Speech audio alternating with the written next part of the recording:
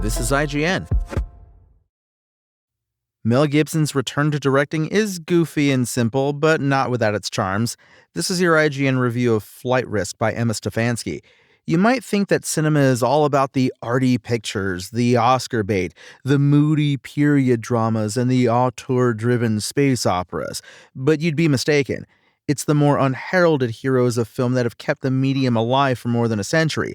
Stuff like Flight Risk, a dumb concept, great execution thriller from a once celebrated, now disgraced filmmaker that toes the line just so between goofy and earnest.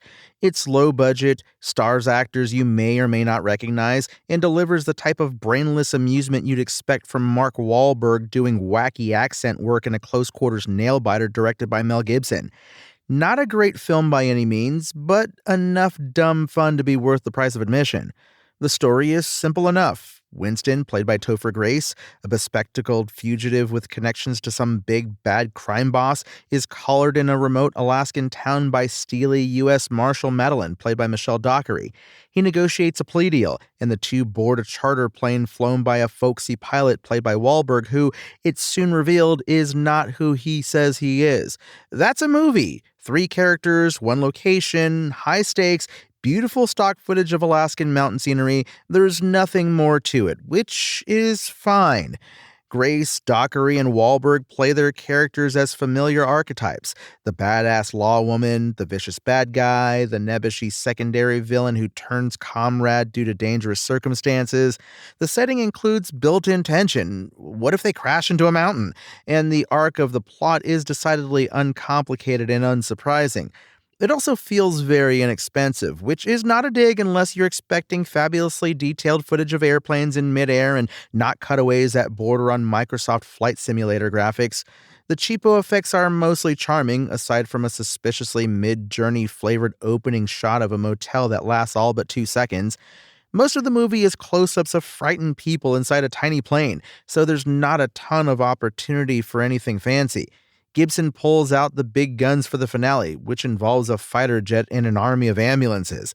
It's honestly quite funny to see this after months of promotional material hyping up the fact that Flight Risk is directed by the guy who made Braveheart, The Passion of the Christ, and Apocalyptico, 3 of the most visually arresting epics ever filmed, but it's nice to know he's good on a budget too.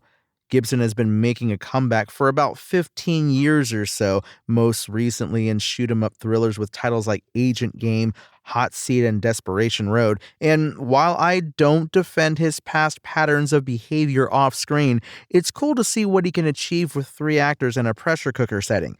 His experience as both a veteran movie director and the kind of actor you call when you need a villain in a movie about cartels or secret agents no doubt helped him turn Flight Risk from a mid-write-off to a surprisingly good thriller. You do not, under any circumstances, gotta hand it to him, but he's made an entertaining movie. Is Flight Risk the apex of cinema? No. Is it dumb fun? For the most part, yes. You could do worse than a movie about being trapped inside a tiny airplane with a killer, and whether it's due to the capabilities of its director or the simplicity of its concept, Flight Risk sticks the landing. Mel Gibson's Flight Risk manages to entertain despite goofy dialogue and the equally goofy concept of a U.S. Marshal and the prisoners she's transporting finding themselves on board a tiny plane with a killer. The character types are familiar and the story is simple, but there's enough panache to keep it in the air right up until its explosive ending. Flight Risk's IGN score? 7 out of 10.